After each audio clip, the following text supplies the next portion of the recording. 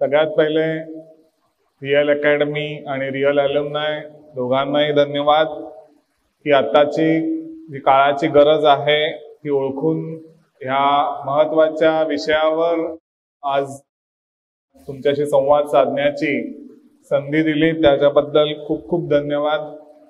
आता जे real academy आणि रिअल अल्युमनाय यांच्याविषयी माहिती जी सांगितली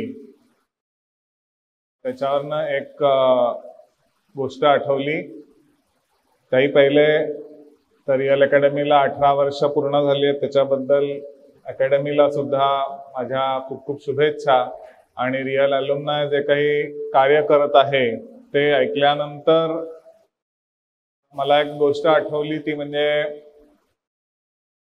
गौतम बुद्धांची गोष्ट आहे ती की एकदा एक गौतम बुद्धांचा शिष्य असतो, ते शिष्य गावात भिक्षा मागत फिरत असतो, पण अनेक घरात जातो, त्याला भिक्षा मिळत नाही, कुठेच मिळत नाही। आणि मग त्या गावाच्या अगदी शेवटी एका घरात जातो, तिथे फक्त एक म्हाताऱ्या आजी असतात, म्हातारी आजीबाई असते आणि तिला तो भिक्षा विचारतो, तेव्हा ती म्हणते की अरे फक्त आता माझ्याकडे एकाच भाकरीचं पुरे होईल एवढं पीठ आहे, पण थांब मी तुला ती करून देते। म्हणून ती त्या एक भाकरी बनवते आणि त्यातली अर्धी भाकरी ती त्याला देते। आणि मग जो शिष्य असतो तो गौतम बुद्धांकडे येतो आणि गौतम बुद्धांना सांगतो की असं असं सगळ्या अख्खा गावात मला कुठे भिक्षा मिळाली नाही, पण त्या एका गरीब म्हाताऱ्या बाईनी मला तिच्यातली अर्धी भाकरी दिली। तर तेव्हा गौतम बुद्ध म्हणतात की हे असे अदृश्य खांब आहेत म्हणूनच हे जग चाललेलं आहे। आणि माझ्या मते रिअल अल्युमनाय जे काही काम करता आहेत की विद्यार्थी म्हणून या इथून शिकून गेल्यानंतर सुद्धा जी आपली सोशल रिस्पॉन्सिबिलिटी आहे ती जी करता आहे त्या NGOच्या माध्यमातून, ती या अदृश्य खांबांसारखी आहे। आणि असे विद्यार्थ्यांचे अदृश्य खांब हे होणं ही काळाची गरज आहे अशा वेगवेगळ्या प्रोजेक्टच्या माध्यमातून। आणि त्याच्यामुळे अशी म्हणजे असा हा जो हे जे शहाणपण आहे, ही जी शहाणीव आहे, म्हणजे नुसतं नॉलेज घेऊन तुम्ही नुसतं इथनं शिक्षण घेऊन जात नाही, त्या शिक्षणापेक्षाही पुढे जाऊन जे नॉलेज मिळतं त्या नॉलेजचा उपयोग तुम्ही समाजासाठी करता आणि मग त्याला जे म्हणतात ते विजडम असतं। ती विजडम म्हणजे आपल्याला जे अभ्यास करताना मिळतं तो आपलं नॉलेज असतं, ते नुसतं आपण ज्ञान असतं किंवा आपल्याला माहिती मिळत असते किंवा आपण शिकत असतो, पण शिक्षणाचा उपयोग ह्या नॉलेजमध्ये करणं किंवा शिक्षणातनं जे काही स्मार्टनेस येतो त्या स्मार्टनेसचा उपयोग करून विजडम कडे जाणं, ही जी आहे याला मराठीत आपण शहाणीव असं म्हणतो। आणि ती शहाणीव जी आहे तिचं सुंदर वर्णन हे ज्ञानेश्वरांनी त्यांच्या ज्ञानेश्वरीमध्ये केलेलं आहे। आणि ते असं केलेलं आहे की ते म्हणतात की आपण जेव्हा सगळीकडे समृद्धी येते तेव्हा आपण पावसाचे आभार मानतो, पण जो पाऊस कोण पाडतं तो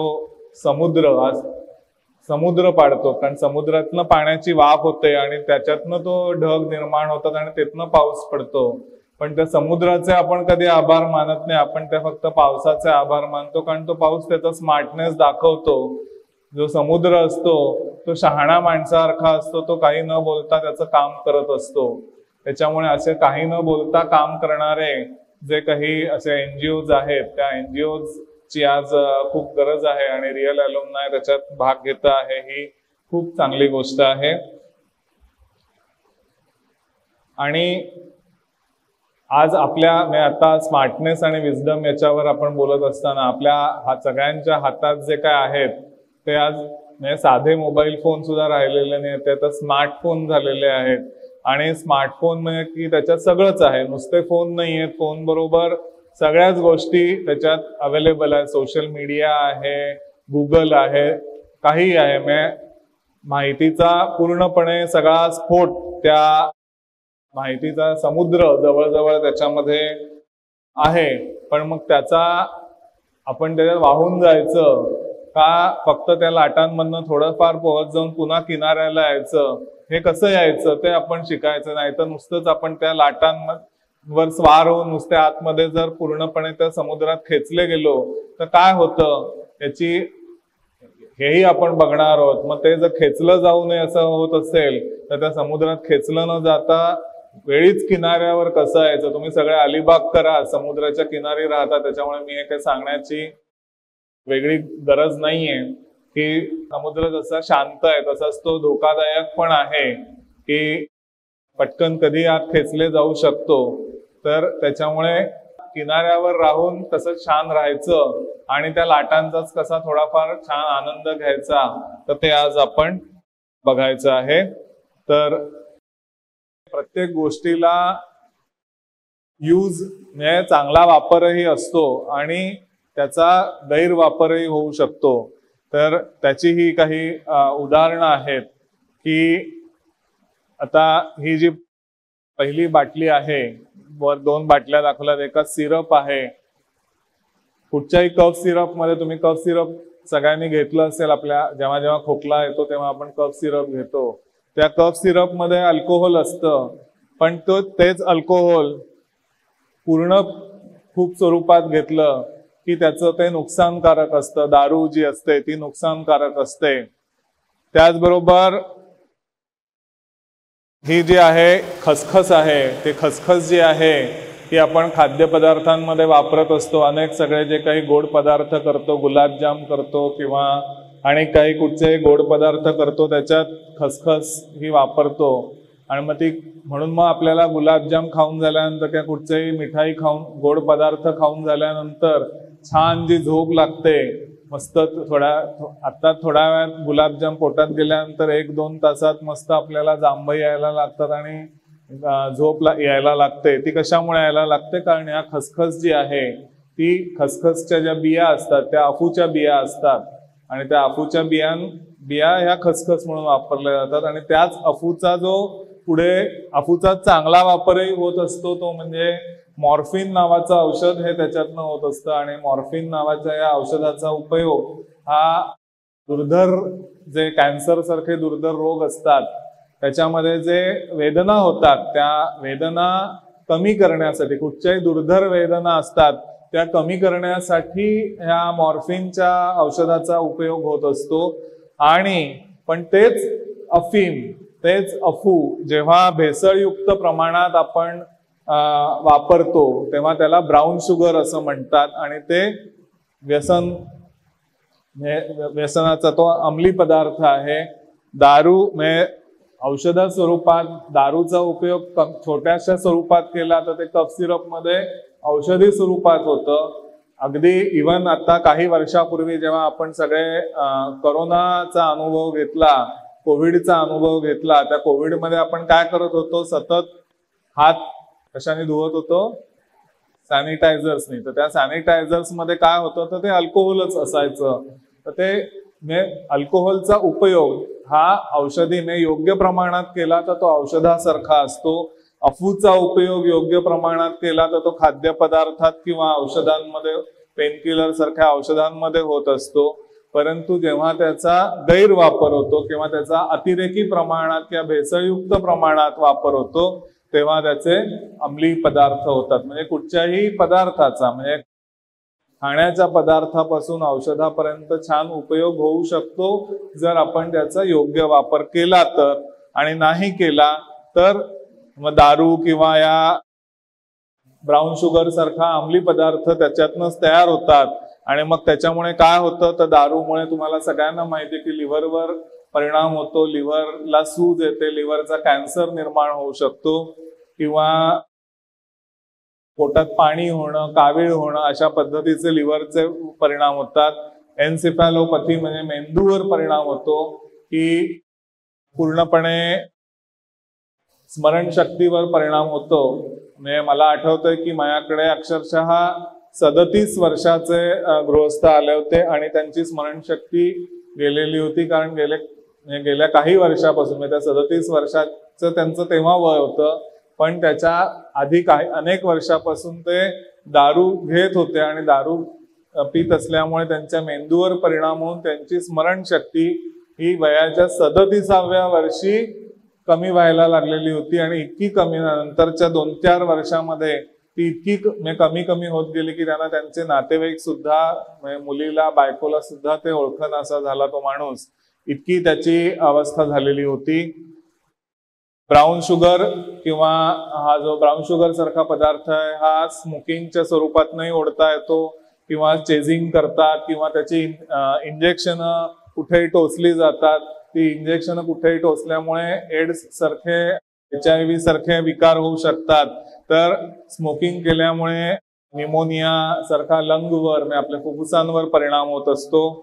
ब्राऊन शुगर किंवा अल्कोहोल याच्या सुद्धा अतिरेकी वापरामुळे आपल्या मनावर सुद्धा परिणाम होतो की ज्याला भास होणं, भासाभास होणं आणि विचित्र विचित्र भास होणं, संशय येणं, भ्रम होणं, अशा पद्धतीचं सायकोसिसचे विकार म्हणजे त्याच्यातनं होऊ शकतात. तर दारू आणि वेगवेगळ्या ह्या नशिल्या पदार्थांमुळे आपल्या सगळ्या नर्व्हजवरही परिणाम होतो.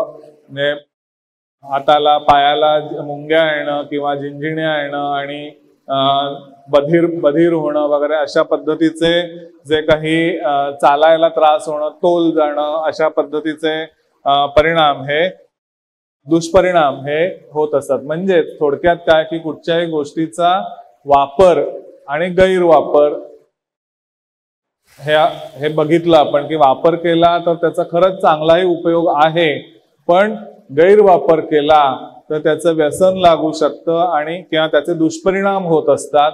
आणि मग असे दुष्परिणाम होत असू नये, पुढची स्लाइड, दुष्परिणाम होत असूनही आपण जर त्याचा वापर करत राहिलो, continuous use of substance in increasing amount in spite of knowing or experiencing physical, psychological, social, family आणि ऑक्युपेशनल डिटेरिओरेशन. म्हणजे काय की एखाद्या गोष्टीचा आपल्यावर दुष्परिणाम होतोय, आपल्या शरीरावर दुष्परिणाम होतोय, आपल्या मनावर दुष्परिणाम होतोय, आपल्या कुटुंबावर त्याचा परिणाम होतोय. कारण कुठचंही व्यसन हे जे असतं, मग ते दारूचं व्यसन असू दे, अफीमचं असू दे किंवा मोबाईलचं असू दे, ते आपण पुढे बघणारच आहोत. पण या सगळ्या व्यसनांमुळे कुटुंबावरही परिणाम होतो, नात्यांवर परिणाम होतो. संशय भास हे झाल्यामुळे त्या दारूच्या व्यसनांमुळे घरं तुटलेली आहेत, अनेक घरं तुटलेली तुम्ही बघितली असतील किंवा आजूबाजूला बघत असाल की जेव्हा कुठचंही हे असं व्यसन होतं त्याच्यामुळे ती व्यसन करणारी व्यक्ती अतिशय विचित्र वागते, घरच्यांवर संशय घेते, करते, घरात मारझोड करते आणि त्याच्यामुळे घरं तुटलेली आहेत.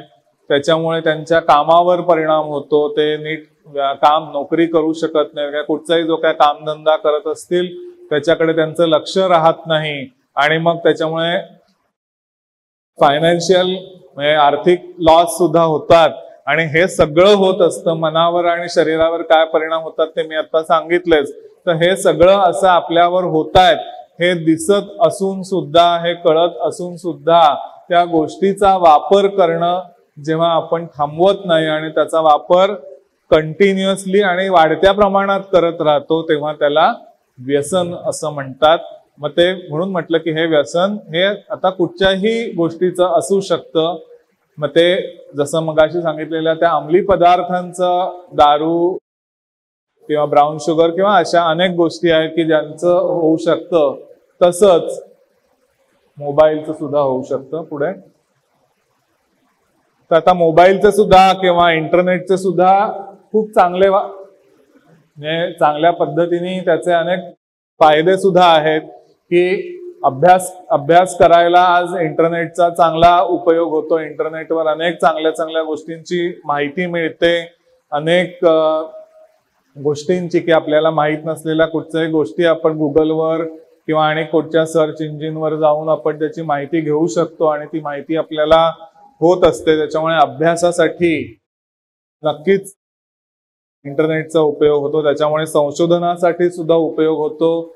डिजिटल मार्केटिंग हे आज पुढे येत असलेला व्यवसाय आहे की त्याच्यामधनं आपल्या अनेक गोष्टी, आपण जो काही छोटा मोठा व्यवसाय करत असू तर त्या छोट्या मोठ्या व्यवसायाची जी जाहिरात आहे ती या डिजिटल प्लॅटफॉर्म्सवर आपण करत असतो की आपण साधे कपड्यांचा व्यवसाय करत असू, दागिन्यांचा, आर्टिफिशियल ज्वेलरीचा व्यवसाय करत असू, क्लासेसचा व्यवसाय असेल किंवा आणि कुठचा व्यवसाय असेल, त्याची सगळ्याची जाहिरात ही आपल्याला डिजिटल मार्केटिंगवर होत असते. त्यामुळे ऍडव्हर्टायझिंग करता येतं. कम्युनिकेशन तर तुम्हाला माहितीच आहे. सोशल मीडिया आहे, त्याच्यामुळे फेसबुक, इंस्टाग्राम, स्नॅपचॅट असे सगळे जे काही कम्युनिकेशनचे साधनं आहेत, ती साधनं ही आज त्याच्यामुळे त्याचा खूप चांगला वापर आपल्याला करता येतो. आज कुठची बातमी एका इथे घडलेली बातमी आपण एका क्षणामध्ये अगदी अमेरिकेत असलेल्या आपल्या अमेरिका किंवा आणि साता समुद्रापार असलेल्या आपल्या कोणत्याही नातेवाईकाला आपण एका क्षणात ती पोचवू शकतो. ट्रीटमेंट, आज इंटरनेटमुळे ट्रीटमेंट विषयी सुद्धा आपल्याला खूप काही करता आलं. विशेषतः कोविड सारख्या काळामध्ये ऑनलाईन ट्रीटमेंट आम्ही देत होतो, ऑनलाईन काउन्सिलिंग करत होतो.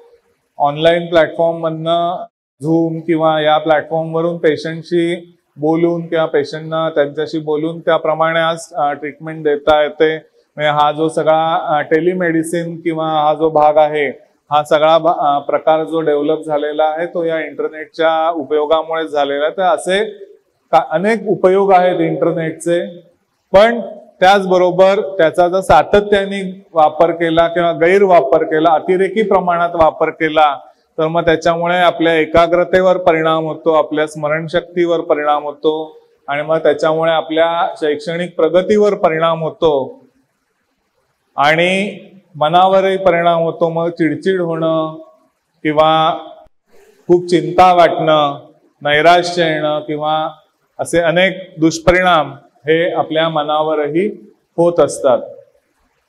तर आता पुढे जायच्या आधी मी तुम्हाला सगळ्यांना विचारतो की तुम्हाला, तुमच्यापैकी कोणी बोलू शकता की मोबाईल किंवा इंटरनेट हे म्हटल्यावर तुमच्या मनात पहिले काय येतं? ऍडिक्शन. ओके, तुमच्या मनात काय येतं?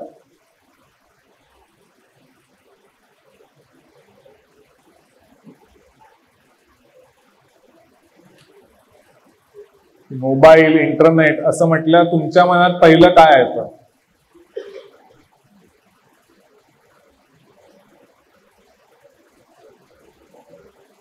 तुमच्या मनात काय येतं?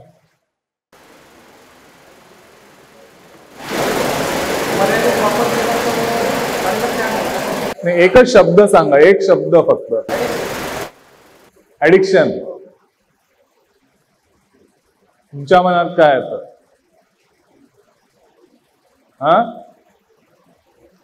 मोबाईल म्हटलं की तुम्हाला पहिले काय मनात येतं?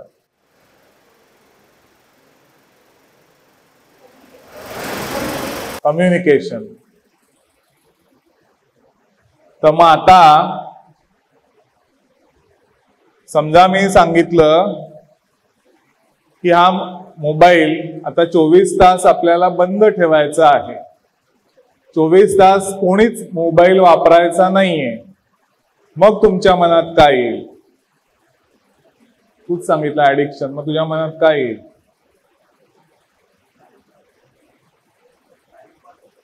टाइमपास कसा करायचा? दुसरं काहीच नाहीये. टाइमपास कसा करायचा हा मोठा प्रश्न तुझ्या समोर उभा राहील.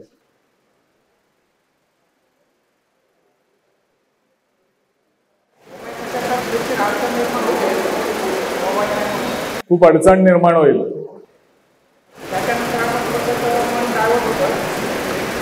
पण 24 तास बंद ठेवू शकाल? काय होईल? हो, म्हणजे काय होईल तुम्हाला बंद ठेवला? मन लागणार नाही. बर, तुम्हाला?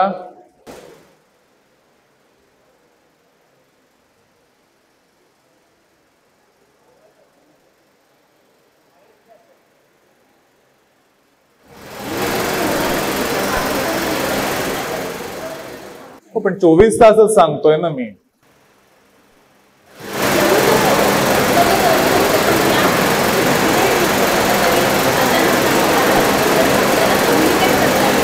तुम्ही लहान होतात तेव्हा तुमच्याकडे मोबाईल नव्हता, मग तेव्हा काय करायचं?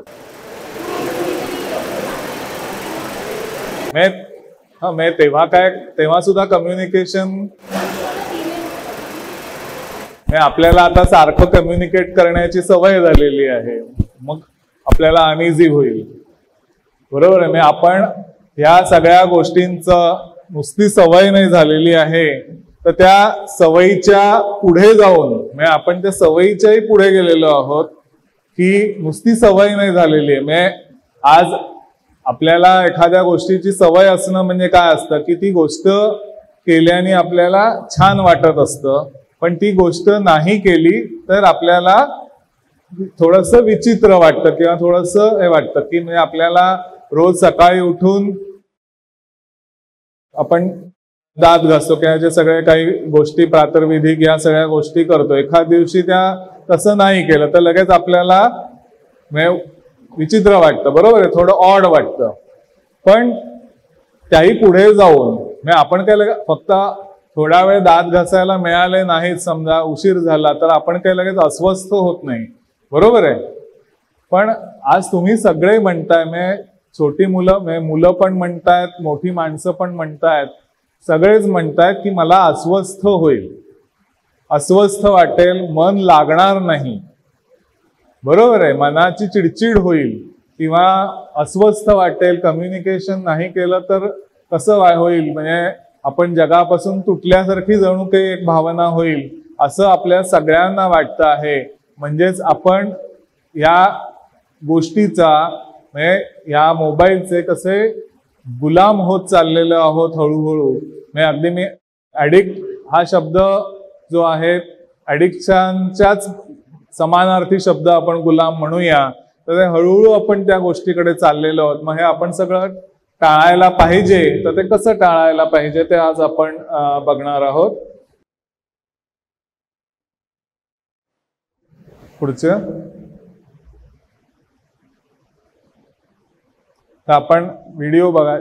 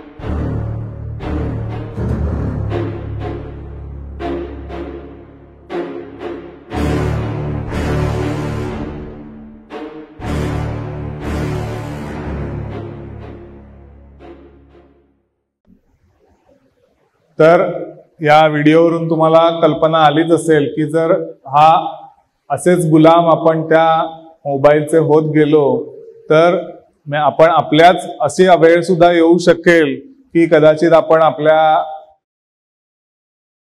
एखाद्या अत्यवस्थ नातेवाईकाकडे सुद्धा आपण लक्ष देऊ शकणार नाही, अशी वेळ येऊ शकते. म्हणजे आता सगळ्या आली असेल असं माझं म्हणणं नाहीये, पण अशी वेळ जर एखादा ऍडिक्शन वाढत गेलं, म्हणजे मगाशी मी तेच सांगितलं ना की आपल्या शरीरावर, आपल्या मनावर, आपल्या फॅमिलीवर त्याचा परिणाम होतो हे समजत असून सुद्धा आपण त्याच्यात इतके घुसत जातो, इतकं त्याचा वापर करत जातो की आपल्याला या सगळ्या गोष्टीचं भान उरत नाही. त्यामुळे हे जे काही मोबाईलचे किंवा स्क्रीन यूजचे साईड इफेक्ट्स आहेत, अकॅडमिक डिक्लाइन म्हणजे आपली शैक्षणिक प्रगती कमी होत जाते. कारण असं आहे की मोबाईलच्या सतत वापरामुळे आपल्या कॉन्सन्ट्रेशनवर, कारण सतत आपण ही हलती चित्र बघत असतो.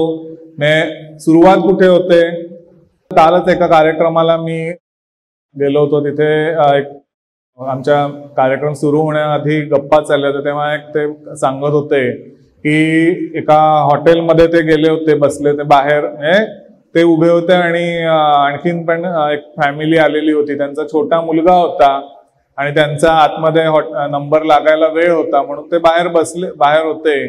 तर छोटं मूल होतं त्यांच्याकडे, तर ते मूल अस्वस्थ होत होतं म्हणून शेवटी आई बाबांनी त्याच्या हातात, 2 वर्षाचं मूल होतं, त्याच्या हातात मोबाईल दिला. ते मोबाईल 2 मिनिटं त्यांनी बघितला आणि पुन्हा आई बाबांना देऊन टाकला. पुन्हा तरी ते मस्ती करत होतं, हे करत होतं म्हणून पुन्हा आई बाबांनी त्याच्या हातात मोबाईल दिला. तर त्याने तो मोबाईल इतक्या जोरात फेकून दिला की त्याचे 2 तुकडे झाले. म्हणजे की त्या मुलांना गप्प करण्यासाठी सुद्धा आज आपण मोबाईलचा म्हणजे तिथे पहिले इंट्रोड्यूस करतो. त्याच्याही आधी पहिले इंट्रोडक्शन कधी होतं की जन्माला आलेल्या पहिल्या मुलाचा आपण पहिल्यांदा फोटो काढतो आणि लगेच तो सगळ्यांना पाठवतो. म्हणजे इथे कुठेतरी त्या मुलाला त्या सगळ्या मोबाईलची आणि या सगळ्याचं कुठेतरी इंट्रोडक्शन आपण करून देतो आणि पुढे अनेक पालथा पडला काढ फोटो, बसायला लागला काढ फोटो, म्हणजे आपण सतत त्यांचं ते कौतुक करतो आणि ते सतत पाठवत राहतो. आणि त्यामुळे मुलांना वाटत राहतं आपण किती ऍक्टर आहोत.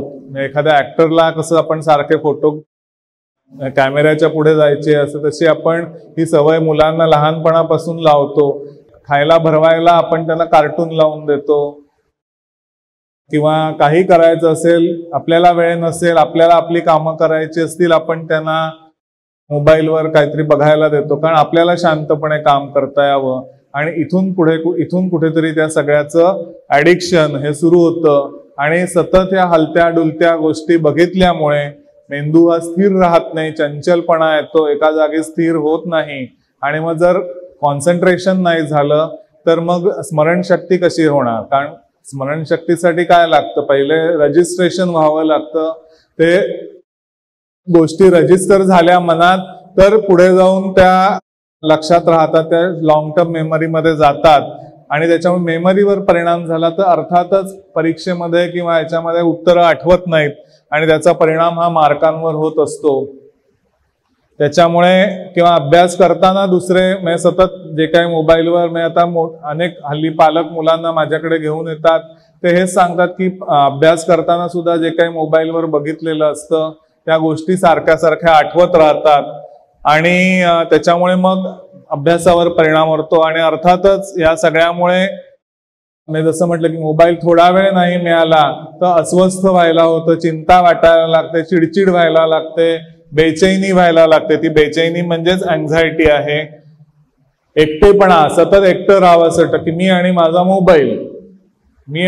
मोबाईल आम्ही बसतोय, त्यामुळे कोणी नसलं तरी चालतं. त्याच्यामुळे मग खेळायला जाणं नाही, बाहेर खेळणं नाही आणि त्याच्यामुळे एकटं राहणं आणि 4 लोकात नाही गेलं तरी चालतं. त्यात मोबाईलच्या ह्याच्यावरनं सगळ्या विश्वाशी आपल्याला संपर्क साधायला मिळतो, पण जो खेळण्यात आणि ऍक्च्युअल बोलण्यात आणि ऍक्च्युअल ह्याच्यातलं जे आनंद असतो तो न मिळाल्यामुळे मग पुढे हे डिप्रेशन, हे नैराश्य येऊ शकतं.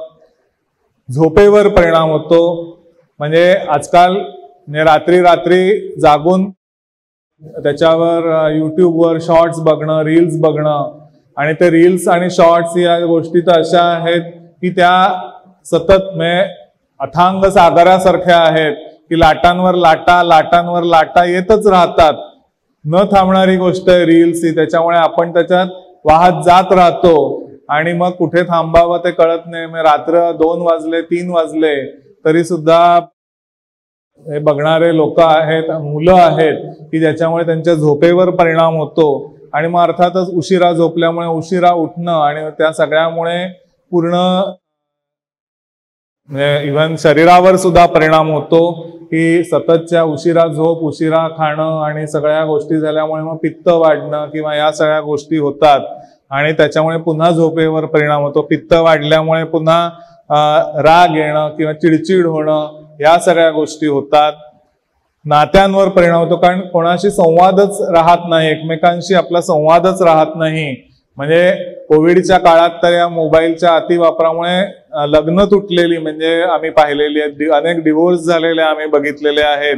तर लहान मुलं आणि आपण यांच्या नात्यावरही परिणाम होतो कारण आपला संवाद उरत नाही आणि मग संवाद न उरल्यामुळे मग त्याच्यामुळे मग काय होतं की नात्यांची हळूहळू जाण उरत नाही की आपण सगळीकडे जायला पाहिजे, समारंभांना जायला पाहिजे की नाही गेलं तरी चालतं असं वाटू लागतं की ते सगळं आपल्याला व्हर्च्युअली बघता येतं आणि त्या व्हर्च्युअल ह्याच्यातच आनंद होतो की इव्हन पुढे जाऊन म्हणजे अशी उदाहरणं आम्ही बघितली आहेत. मी आज ही सगळी मुलं लहान आहेत परंतु पुढे जाऊन असंही बघितले की त्याच्यावरनं प्रेमात पडलेली आहेत आणि त्याच्यावरनं न बघितलेल्या माणसांशी प्रेमात पडलेल्या आहेत आणि नंतर फसवल्या गेलेल्या अनेक मुली सुद्धा आम्ही बघितलेल्या आहेत. त्याच्यामुळे त्या व्हर्च्युअल रिलेशनशिपला खरं मानणारे त्याच्यावरनं मिळणाऱ्या इंस्टाग्रामवर, याच्यावर या फेसबुकवर मिळणाऱ्या लाईक्स आणि डिसलाईक वरून स्वतःची आपण किंमत ठरवतो आणि मग कोणी डिसलाईक केलं किंवा कोणी चांगलं वागलं नाही की लगेच त्याला अनफ्रेंड करायचं किंवा हे करायचं, अशा गोष्टींना आपण महत्व देतो आणि त्याच्यामुळे अनेक अननेसेसरी आपण आपल्या नातेसंबंधांवर परिणाम करून घेत असतो. त्याच्यामुळे अशा व्हर्च्युअल रिलेशन्सवर अनेक फसवणुकीचे प्रकार आम्ही बघितलेले आहेत. त्याचबरोबर एकदा मोबाईल उघडला की त्याच्यावर अनेक पॉपअप्स येत असतात. कुठचंही ऍप उघडा त्याच्यावर अनेक पॉपअप्स येतात आणि त्या पॉपअप्स वरनं अनेक न बघण्यासारख्या गोष्टी सुद्धा त्याच्यामध्ये येत राहतात. पॉर्नच्या साईट्स येतात आणि त्याच्यावरनं मुलांनी पॉर्न बघितल्याच्या आणि अशा गोष्टी घडलेल्या आहेत. माझ्याकडे एक नीटला शिकणारा मुलगा होता की त्याला अतिशय हुशार मुलगा, आतापर्यंत कधी त्याला 90 अबाव असेच कायम मार्क मिळत आलेले होते. परंतु नीटचा हे करताना जो मोबाईल आणि त्या मोबाईलवरनं पॉर्न बघण्याचं इतकं त्याला ऍडिक्शन लागलं की त्या ह्याच्यात तो अभ्यासाकडे त्याचं पूर्णपणे दुर्लक्ष झालं आणि त्याच्यामुळे त्याचा नीटचा स्कोअर हा खूपच खालती घसरला आणि त्यामुळे मग तो शेवटी आमच्याकडे त्याला ट्रीटमेंटसाठी आणलेलं होतं. त्याच्यामुळे हे पॉर्न सतत बघावं असं वाटणं किंवा मग त्या OCD म्हणजे ऑब्सेसिव्ह कंपल्सिव्ह डिसऑर्डर, म्हणजे एखादी निरर्थक गोष्ट वारंवार मनात येत राहणं, निरर्थक विचार, निरर्थक चित्र डोळ्यासमोर येत राहतात आणि मग ते घालवण्यासाठी काहीतरी निरर्थक कृती केल्या जातात. त्याच्यामुळे जेव्हा आपण असं काही जणांना पॉर्न बघतोय हे चुकीचं वाटत असतं, मग ते आपण काहीतरी मोठी चूक करतोय असं वाटतं आणि मग ती चूक हे करण्यासाठी मग वारंवार पाया पडणं किंवा हे करणं अशा पद्धतीची लक्षणं दिसतात. किंवा आपण काहीतरी जे काही समजा एखाद्याने काही हॉरर हे बघितलं त्याच्यावर फिल्म बघितली आणि मग ती त्यातली दृश्य सतत डोळ्यासमोर येत राहतात आणि मग त्याच्यामुळे ती सतत दृश्य डोळ्यासमोर आल्यामुळे अभ्यासात लक्ष लागत नाही. तर अशा पद्धतीचे ऑब्सेसिव्ह कंपल्सिव्ह डिसऑर्डरचे प्रकारही आमच्याकडे लोक घेऊन येतात, पालक घेऊन आलेले आम्ही बघितलेले आहेत. आणि अर्थातच सायबर याच्यावरून धमकावणं, म्हणजे इंटरनेटवरून एकमेकांना धमकावणं किंवा त्या धमकावण्यामुळे आणखीन हरासमेंट होणं, हे सगळे प्रकार आपण पेपरमध्ये वाचतही असाल तुम्ही किंवा आज नेटवरनं ही साईट आहे किंवा ही लिंक आहे त्याच्यावर क्लिक करा, मध्ये क्लिक केल्यानंतर आपल्या खात्यातले पैसे एकदम वजा होऊन जातात. तर अशा पद्धतीचे फसवणुकीचे सायबर गुन्हे हे सुद्धा या इंटरनेटमुळे होत असतात. त्याच्यामुळे हे सगळे या मोबाईल किंवा स्क्रीन यूजचे सगळे दुष्परिणाम आहेत. म्हणजे मोबाईलचं अनेक जे दुष्परिणाम आहेत त्यातले हे काही मी तुमच्या समोर सांगितलेले आहेत. पुढे मगाशी सांगितले ते मानसिक परिणाम होते, शारीरिक परिणामही होतात. अर्थातच सतत मोबाईलचा वापर केल्यामुळे काय होतं, डोळ्यांवर ताण येतो, डोळ्यांच्या स्नायूंवर ताण येतो आणि त्याच्यामुळे डोळ्याचा नंबर वाढणं आणि डोळे सतत डोळ्यांवर जे आपले डोळे म्हणजे एक लिक्विड असतं, जे लिक्विड असतं त्याच्यामुळे आपले डोळे ओले असतात, कधी ते सुके नसतात. परंतु सतत वापरल्यामुळे तो जो लाईट आपल्या सतत डोळ्यांवर जातो त्याच्यामुळे अति वापरल्यामुळे ते डोळ्यांवरचं लिक्विड सुकून जातं आणि त्याच्यामुळे डोळे सुके होतात, मग ब्लड दिसायला लागतं आणि असे सगळे दुष्परिणाम हे डोळ्यांवर होत असतात.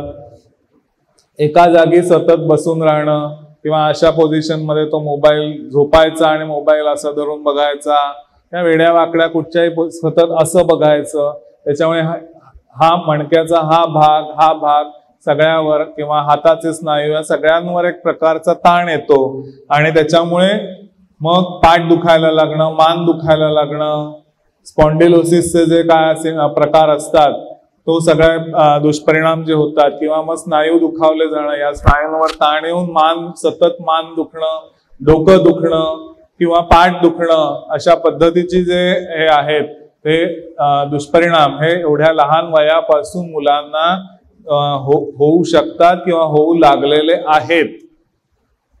सतत एका जागी बसायचं आणि नुसतंच बसायचं आणि त्याच्याबरोबर खायचं, जंक फूड खायचं, मग त्याच्यावर अनेक जाहिराती दिसतात किंवा त्याच्यावर अनेक ऍप्स असतात, झेप्टो आहे, स्विगी आहे, अनेक आहे, मग त्याच्यावरनं सतत म्हणजे मागवत राहायचं गोष्टी, त्याच्यावरनं आपल्याला घरच्या घरी मागवता येतात, म्हणजे त्या बनवावे लागत नाहीत की तयार गोष्टी आपल्या हातात येतात आणि त्याच्यामुळे जंक फूड खाण्याचं प्रमाण वाढत चाललेलं आहे आणि त्याच्यामुळे अर्थातच लठ्ठपणा सुद्धा वाढत चाललेला आहे. त्याच्यामुळे आधीच एका जागी बसणं, त्याच्यातनं होणारे स्पाईनचे किंवा मसल्स वीक होणं हे प्रॉब्लेम्स, डोळ्यांवरचे प्रॉब्लेम आणि वजन वाढणं, वजनामुळे होणारे वजनाचे दुष्परिणाम, त्याच्यामुळे सांधे दुखणं, हाडांवर परिणाम होणं, स्पाईनवर परिणाम होणं हे होऊ शकतं. त्याच्याच बरोबर त्या ओबेसिटीमुळे हार्टवर किंवा परिणाम होतो, शुगर, म्हणजे अगदी तरुण वयात आज मुलांना म्हणजे इतक्या लहान वयात दिसणार नाहीत पण असंच चालू राहिलं तर पुढे जाऊन लवकर 30च्या आतच मुलांना उद्या हार्टचे आणि डायबिटीसचे प्रॉब्लेम वाढू शकतील. कारण ऑलरेडी डायबिटीस हा आजार 40च्या आत व्हायला लागलेला आहे, तो 30च्या आत व्हायला वेळ लागणार नाही आणि त्याच्यामुळे हार्टचे प्रॉब्लेम्स, हार्ट अटॅक्सचे प्रॉब्लेमही वाढायला वेळ लागणार नाहीये. आणि हॉर्मोन्सवरही आपल्या परिणाम होतो. जे रिप्रोडक्टिव्ह हॉर्मोन्स असतात, पुनरुत्पादनाचे जे हॉर्मोन्स असतात स्त्रियांचे, पुरुषांचे, त्याच्यावरही परिणाम होतो. पुनरुत्पादन शक्तीवर परिणाम होऊ शकतो सततच्या वापरामुळे आणि सतत या ओबेसिटीमुळे, या जंक फूड खाण्यामुळे मुलींमध्ये पीसीओडी म्हणजे ओव्हरीजवर परिणाम होणं, ओव्हरीजवर सिस्ट निर्माण होणं आणि त्याच्यामुळे त्यांच्या सगळ्या प्रजनन क्षमतेवर परिणाम होणं, असे प्रॉब्लेम्स विशेष करून स्त्रियांमध्ये, मुलींमध्ये हे जास्त प्रमाणात आजकाल वाढायला लागलेले आहेत. आणि याचं कारण मोबाईलवरनं बसून राहणं, बसून राहण्यातनं वजन वाढणं, जंक फूड खाणं, या सगळ्याचा एकत्रित परिणाम म्हणून हे सगळे शारीरिक आणि मानसिक प्रॉब्लेम्स हे आपण बघत आलेलो आहोत. पुढे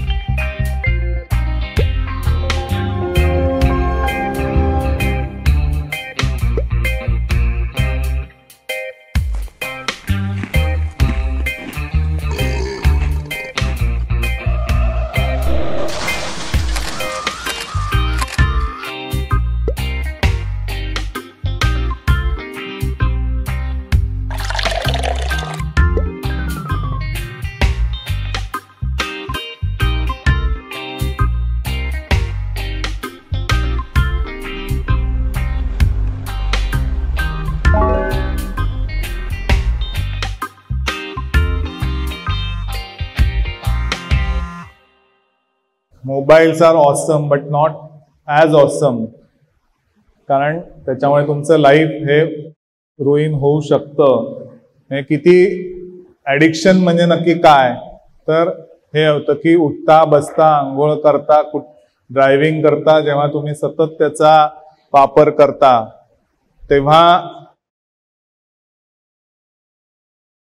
त्याला ॲडिक्शन असं म्हणा. फोन ॲडिक्शन म्हणजे काय की रात्री अपरात्री सारखं उठून मोबाईल चेक करत राहणं, म्हणजे शांतपणे झोपायचंही नाही.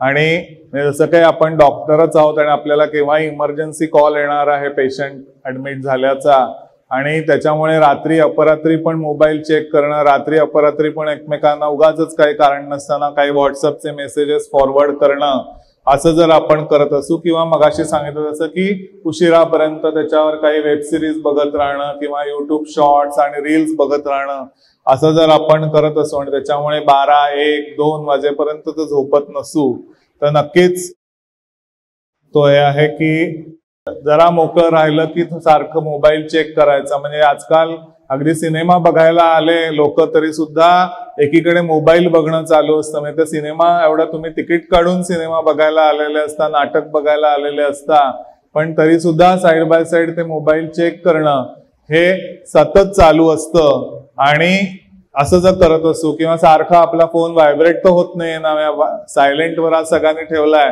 पण तर तुम्ही आता सगळे चेक करत असाल मध्येच पर्स उघडून मध्येच आपल्या खिसेत आतून की व्हायब्रेट तर होत नाहीये ना, तर ते फॅन्टम व्हायब्रेशन्स म्हणजे सारखं व्हायब्रेट होत असल्याची शंका येत राहणं. फोन आला तर नाही ना, फोन कोणी केला तर नाही ना, काय मेसेज तर नाही ना आला. तसं काय आपण खूप मोठं प्राईम मिनिस्टर आणि हे आहोत की आपले सतत महत्वाचे मेसेजेस येणार आहेत, तर असं जर होत असेल किंवा सारखं त्याचं क्रेविंग वाटत राहणं, जसं मगाशी सगळेजण आता तुम्ही म्हणालात की जर थोडा वेळ नाही मिळाला तर अस्वस्थ होणं, सारखं तो मिळण्याची आपल्याला इच्छा होत राहणं, ही लक्षणं आहेत. पुढे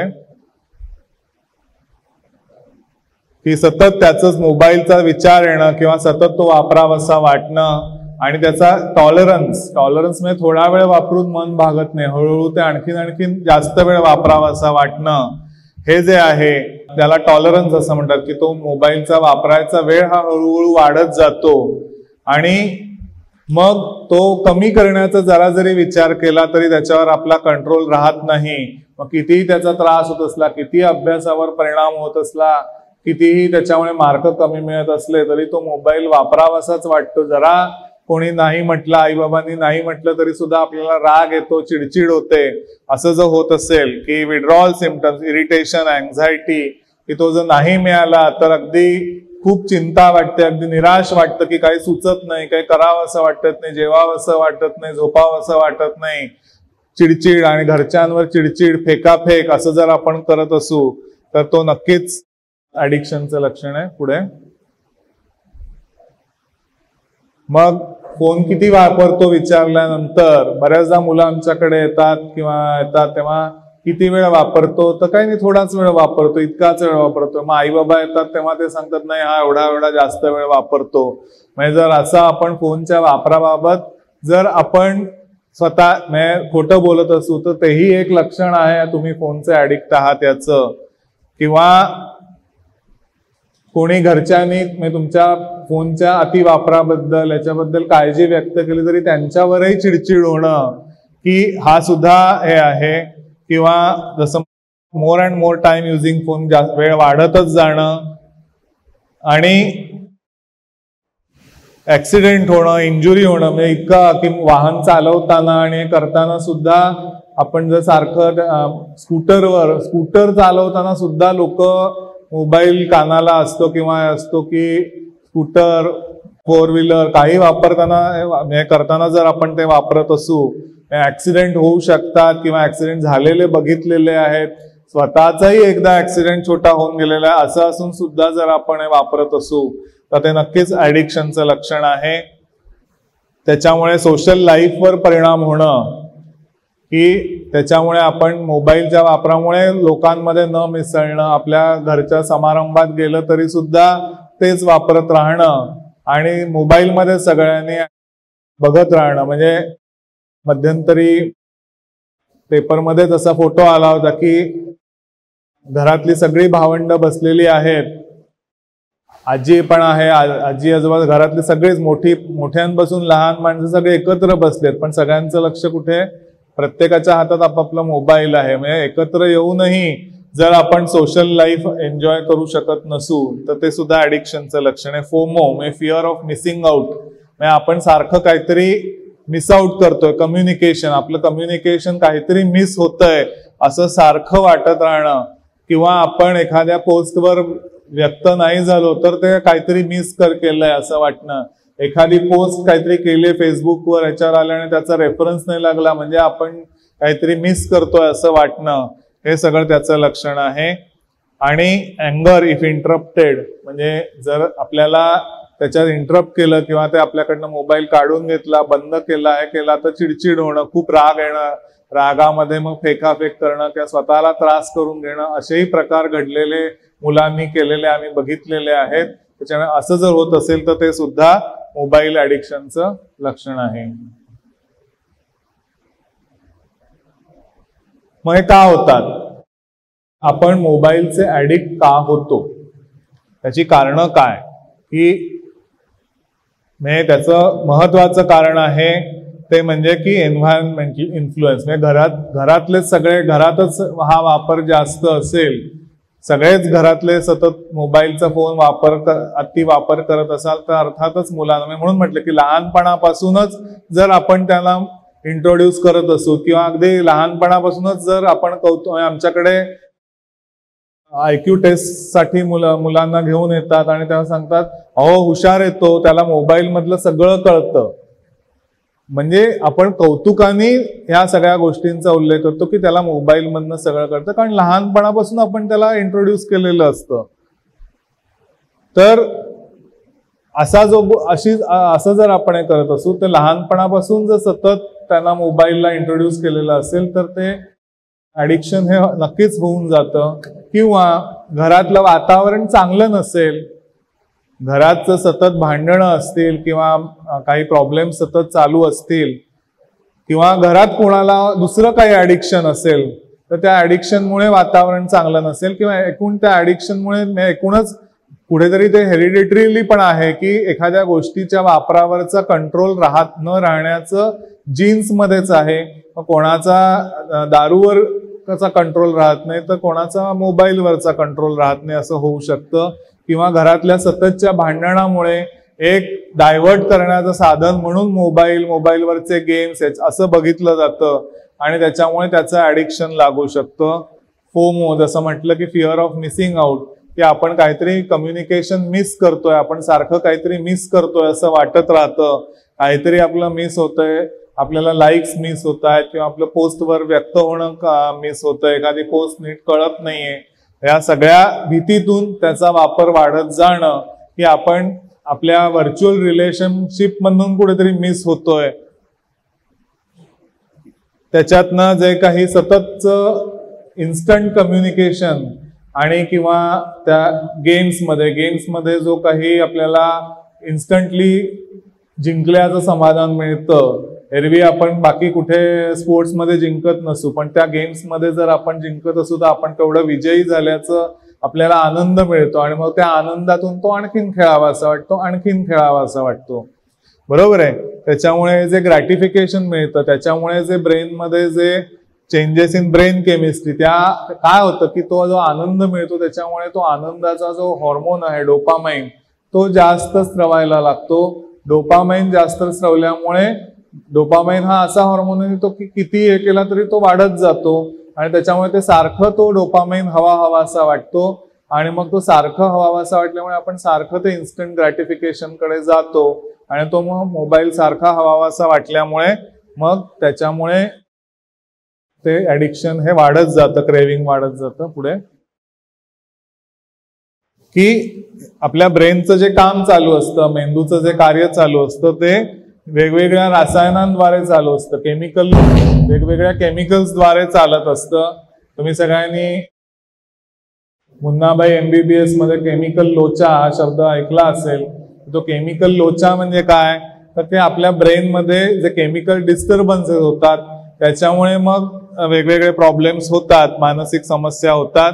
तर हा जो गाबा म्हणजे नावाचा एक हॉर्मोन आहे की ज्याच्यामुळे आपल्याला मेंदू शांत तरी वाटतं किंवा खूप आनंद तरी वाटतो, तर तो आपली भीती आणि चिंता कंट्रोल करत असतं. परंतु जेव्हा आपल्याला रिवॉर्ड मिळतं की तो आनंद मिळतो, तो एक बक्षीस मिळतं, आपल्याला जिंकल्याचा रिवॉर्ड मिळतं किंवा काहीतरी लाईक्सचं रिवॉर्ड मिळतं, हे मिळतं आणि त्याच्यामुळे मग तो गाभा आणखीन आणखीन हवा असा वाटतो आणि म्हणून आणखीन खेळलं आणखीन वाढला, आणखीन खेळलं आणखीन वाढला आणि मग असं ते होत जातं आणि त्या गाभाच्या अतिस्रवण्यामुळे असं होत जातं. आणि डिक्रीज म्हणजे आपल्या सततच्या वापरामुळे आपल्या ज्या मेंदूवर जे कॉर्टेक्स असतं त्या कॉर्टेक्समुळे आपण माणूस असतो. का माणूस असतो? प्राण्यांमध्येही ब्रेन आहे, पण प्राण्यांच्या ब्रेनमध्ये कॉर्टेक्स नाहीये, त्यांना विचार करण्याची शक्ती नाहीये. पण आपल्या ब्रेनवर हे जे ग्रे मॅटर आहे त्याच्यामध्येही विचार करण्याची शक्ती आहे आणि मग ते त्याच विचार करण्याच्या शक्तीचं म्हणजे ग्रे मॅटर आहे तेच सततच्या वापरामुळे हळूहळू कमी व्हायला लागतं आणि त्याच्यामुळे मग आपला हा जो कंट्रोल आहे हा कमी होतो. कारण आपण नीट विचार करू शकत नाही की याच्यामुळे आपला लॉस होतोय हे आपल्याला कळलं तरी आपल्याला त्या विचारावर कंट्रोल राहत नाही आणि मग सारखं जे पटकन हवं ते आपल्यातलं लहान मूल कसं हट्ट केल्यावर तेच मागत राहतं, एखादा चॉकलेट दिलं की सारखं चॉकलेटच हवं असतं, तसंच आपल्याला आपल्या मनातल्या त्या लहान मुलाला सारखं तो मोबाईल किंवा मोबाईलमधनं मिळणारा आनंदच हवा असतो आणि मग असं झाल्यामुळे ते ऍडिक्शन कडे आपण जात असतो. तर हा जो ब्रेनवर परिणाम होतो त्याच्यामुळे आपण ऍडिक्ट होत असतो पुढे. मग कंट्रोल ठेवायचा कसा? कंट्रोल ठेवायचा कसा? तर सगळ्यात पहिले आपण स्वीकारायला पाहिजे की मी ऍडिक्ट झालो आहे किंवा मी ऍडिक्शन कडे चाललो आहे. हे स्वीकार करणंच बऱ्याचदा खूप अवघड असतं की मी ऍडिक्ट होत चाललेलो आहे की नाही, मी काय एवढा काय वापर करत नाहीये, मी काय फार वापर करत नाहीये किंवा तर त्याच्यामुळे असं आपण डिनायल मोड मध्ये जातो. म्हणजे बऱ्याचदा असं होतं की मी काही जास्त वापरत नाही किंवा हा थोडा वापरतो पण एवढा वापरत नाही असं आपण म्हणतो. की माझ्याकडे मध्ये एका मुलालाच या मोबाईल ऍडिक्शनच्या समस्येसाठीच माझ्याकडे घेऊन आले होते. तर तेव्हा त्या आईनीच सांगितलं आम्हाला की नुसतं त्या मुलालाच सांगू नका, त्याच्या वडिलांनाही सांगा, कारण तेही तेवढाच वेळ वापरतात. म्हणजे मोबाईल हा फक्त लहान मुलांचा नाही, सगळ्या फॅमिलीचाच. म्हणजे जेव्हा ते ऍडिक्शन असतं तेव्हा पूर्ण फॅमिलीमध्ये कुठेतरी त्याचं रूट असतं. त्याच्यामुळे पूर्ण हा फॅमिलीचा जॉब आहे की आपल्याला आपल्या मुलाला किंवा आपल्याला ऍडिक्शन मधनं थोपवणं हा पूर्ण कुटुंबाचा जॉब आहे, हे आपण लक्षात घेतलं पाहिजे. पण हे करताना असं लक्षात घेतलं पाहिजे की आपल्या पालकांना कदाचित त्यांच्या कामानिमित्ताने मोबाईल हा जरा जरुरीपेक्षा थोडा जास्त लागू शकतो, पण कारण त्यांच्या प्रोफेशनल यूजसाठी, ऑफिस यूजसाठी, बिझनेस पर्पजसाठी जास्त लागू शकतो. पण आपल्याला नक्कीच आपल्या अभ्यासासाठी थोडाफार जो काही लागतो तो सोडून आपल्याला जास्त वापरण्याची गरज नाहीये, हे मुलांनी ऍक्सेप्ट केलं पाहिजे. आणि त्याच्यामुळे ह्या वापर आणि गैरवापर याच्यात कुठेतरी ते संतुलन आपण राखलं पाहिजे की वापराकडून आपण गैरवापराकडे जात नाही होत ना, यासाठी आपण सारखं सावधान राहिलं पाहिजे. मग हा आपण स्वतः कंट्रोल कसा आणायला पाहिजे? स्वतः कंट्रोल कसा आणायचा? कसा आणायचा कंट्रोल?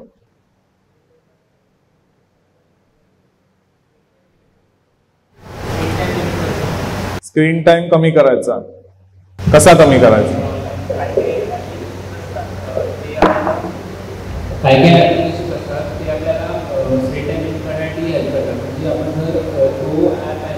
लॉन्च केला तर आपण कुठल्या वेबसाईटवरती किंवा ॲप्सवरती आपण स्क्रीन टाइम लिमिट करू शकतो. म्हणजे आपण 1 मिनिट किंवा 5 मिनिट.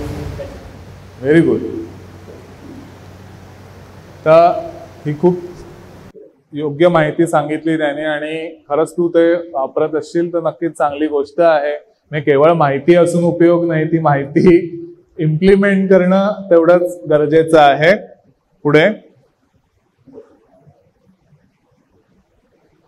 तर जर समजा आपण ऍडिक्ट खरंच आहोत का नाही हे आपल्यालाच तपासून बघायचं असेल तर ही एक इंटरनेट ऍडिक्शन टेस्ट आहे.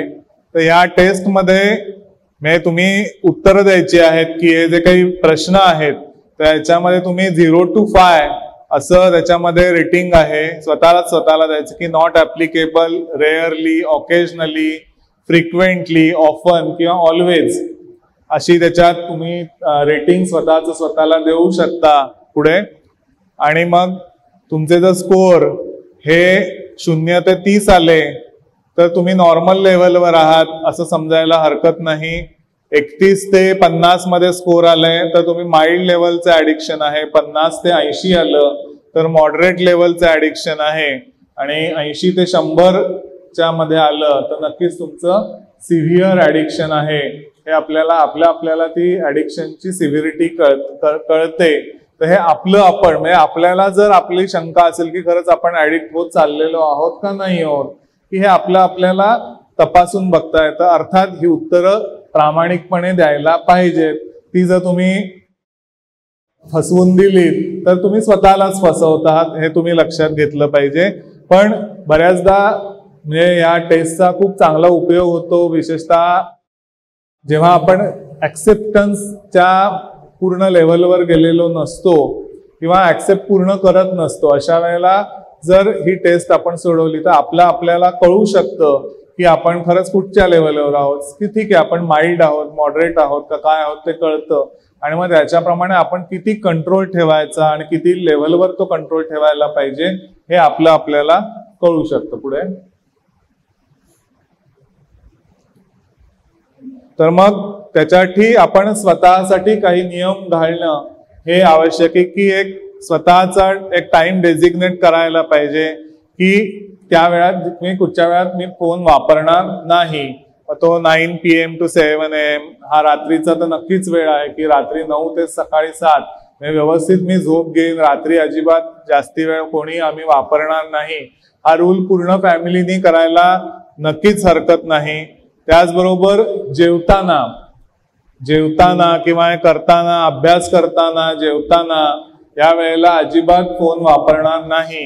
हे पूर्णपणे फॅमिलीनी हे ठरवायला पाहिजे की ह्या वेळात फोन वापरायचाच नाही. जेवताना, अभ्यास करताना नाही वापरायचा, रात्री 9 ते 7 नाही वापरायचा. आणि मग ब्रेक टाइम काय, कुठच्या ब्रेक टाइम मध्ये आपण फोन वापरू शकतो तो थोडाफार ब्रेक टाइम हा आपल्या शेड्यूल प्रमाणे आपण तो थोडाफार स्वतः ठरवून घेतला पाहिजे की स्वतः मग सगळ्यांनी मिळून तो ठरवला पाहिजे की तो सगळ्यांनी पालक आणि मुलांनी मिळून जर तो ठरवला तर मग नक्कीच तसा एक भाग करू शकतो. दुसरं आता यांनी सांगितलं त्याप्रमाणे की काही ऍप्लिकेशन्स आपण आपल्या मोबाईलवर डाउनलोड करू शकतो की ब्रेक फ्री सारखी काही हे आहेत की जे तुम्हाला तुमचा किती वेळ तुम्ही एखाद्या याच्यावर वापरता आहात तो कळू शकतो. पण त्याच्याही पेक्षा काही जे दुसरी कोल्ड टर्की, सेल्फ कंट्रोल सारखी जी काही ऍप्स आहेत तर ती तुम्हाला काही साईट्स ब्लॉक करा, म्हणजे जी साईट जास्त वापरता कामा नयेत अशा साईट्स किंवा ज्याच्या साईटचं जास्त ऍडिक्शन लागू शकतं तर अशा साईट्स या तुम्ही ब्लॉक करू शकता किंवा त्याचा टाइम लिमिट कंट्रोल करू शकता की एवढाच वेळ वापरायचा, एवढ्या वेळानंतर ते आपोआप ते ऍप्लिकेशन ब्रेक होणार. तर अशा पद्धतीने जर काही हे केलं तर नक्कीच आपण त्याच्यावर कंट्रोल आपल्याला जर कंट्रोल येत नसेल तरी तो इनडायरेक्टली तो कंट्रोल येऊ शकतो. फक्त अर्थात जर आपल्याला शेवटी तो ब्लॉक घालवणं न घालवणं हे सुद्धा आपल्या हातात आहे. तर हे मात्र आपण नाही केलं पाहिजे. हे केव्हा होईल जेव्हा आपण पूर्ण ऍक्सेप्ट केलं असेल की हो मी ऍडिक्ट होत चाललेलो आहे आणि त्याच्यातनं मला बाहेर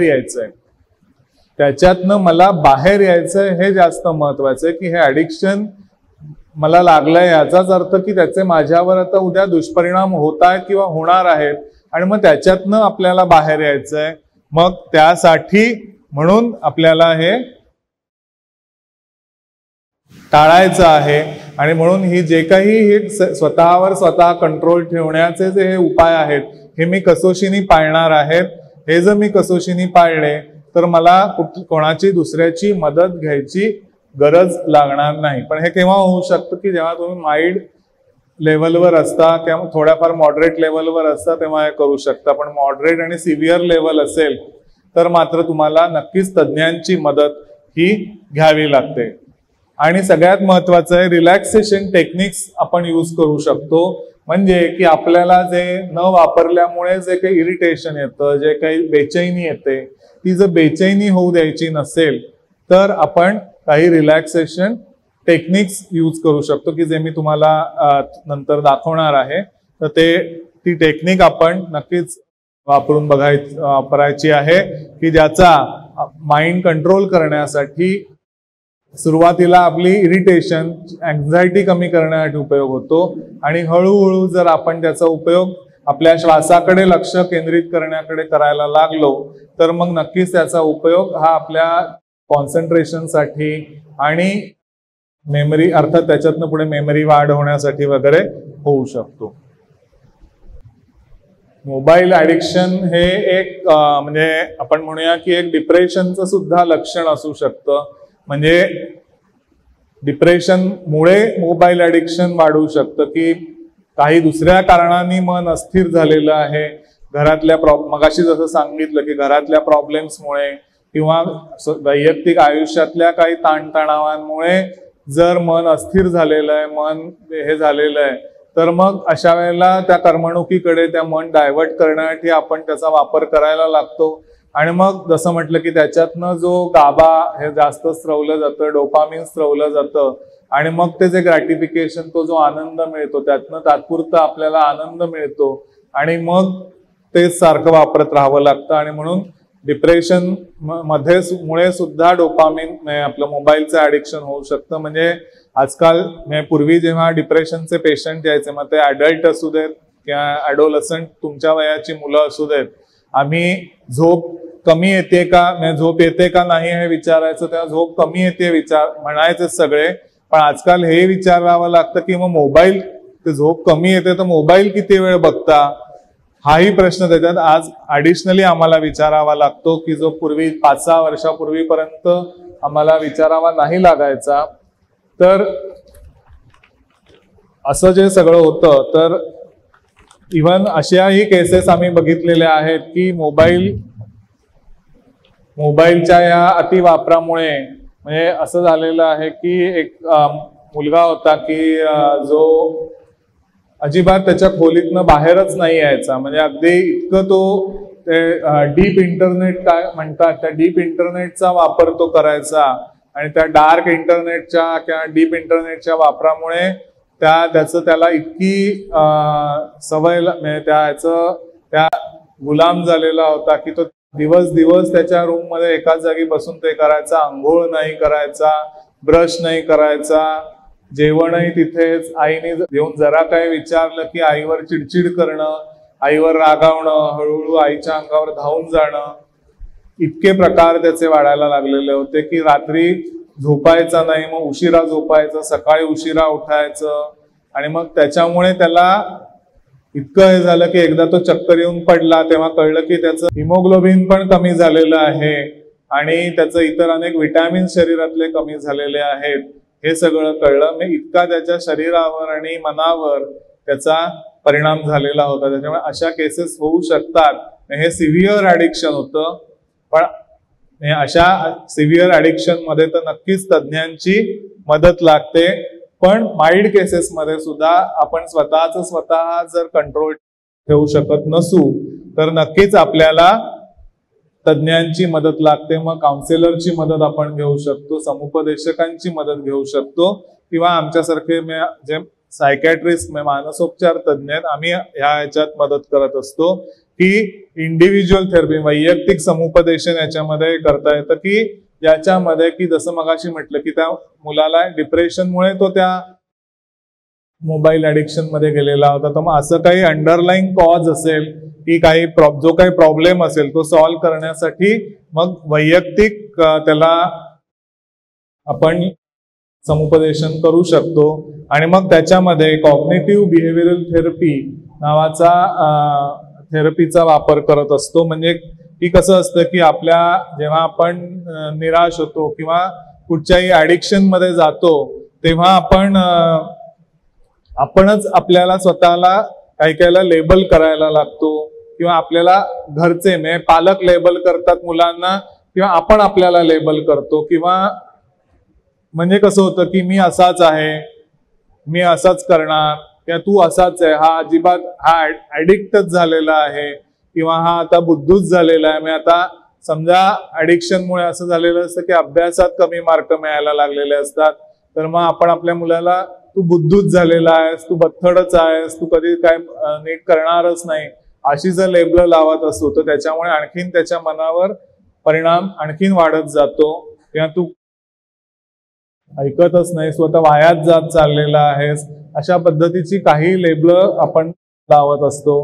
किंवा एकदा थोडासा प्रॉब्लेम असेल तरी त्याचं आपण ओव्हर जनरलायझेशन करतो की मी आता सगळंच असं होणार, सगळ्याच बाबतीत तू असं वागणार, अशी वागणार, असं आपण त्याच्यात हे करत असतो. किंवा छोट्या छोट्या प्रॉब्लेमचं आपण खूप मोठं म्हणजे राईचा पर्वत तरी करायला लागतो. किंवा जर मोठी गोष्ट असेल तरी ती काही फार नाहीये अशा पद्धतीने आपण त्याचा विचार करायला लागतो. तर मग ह्या ज्या काही असतात ह्याला आम्ही कॉग्निटिव्ह एरर्स असं म्हणतो. आणि मग ह्या कॉग्निटिव्ह एरर्स असतील तर त्या दुरुस्त त्याच्यामुळे आपण त्या ऍक्सेप्टन्स मोडमध्ये जात नसतो किंवा त्या कॉग्निटिव्ह एरर्समुळे आपण आणखीन निराश होऊन ती गोष्ट कमी करण्याकडे आपला कल जात नसतो. मग ह्या कॉग्निटिव्ह एरर्स दुरुस्त करण्याचं काम ह्या कॉग्निटिव्ह बिहेव्हिअरल थेरपी नावाच्या जी समुपदेशनाची थेरपी आहे किंवा मानसोपचार आहे तर त्याच्यामध्ये आम्ही हे करत असतो. म्हणजे की त्याच्यामध्ये कसं असतं की आपण त्याच्यामध्ये एखाद्या गोष्टीला आपण पावसाळ्यामध्ये आकाशात काळे ढग बघतो पण ते नुसतेच काळे असतात का? तर ते नुसतेच काळे नसतात. तर त्याच्या भोवती नीट बघितलं तर त्याला एक रुपेरी किनार असते. बरोबर आहे. ते मागून जो सूर्यप्रकाश थोडाफार येत असतो त्याच्यामुळे त्या बऱ्याचदा त्या काळ्या ढगांना अशी त्या प्रकाशाची रुपेरी किनार आलेली असते. तर आपण फक्त काळे ढग बघतो पण त्या काळ्या ढगाची रुपेरी किनार आपण बघायला शिकलं पाहिजे. म्हणजे जरी आपण ऍडिक्ट होत असलो तरी आपण काय चांगलं करू शकतो आहोत ते बघायला शिकलं पाहिजे. की जरी मी ऍडिक्ट असलो तर मग मी याच्यातनं बाहेर येण्यासाठी मी काय करू शकतो. किंवा आम्ही तज्ज्ञ लोक त्यावेळेला असा विचार करतो की मग तुम्ही जो हे करता त्या ऍडिक्शन मधनं बाहेर येण्यासाठी तुम्ही असं काय बिहेवियर वापरलं पाहिजे की जे वापरल्याने तुमचा त्या मोबाईलचा वापर कमी होईल.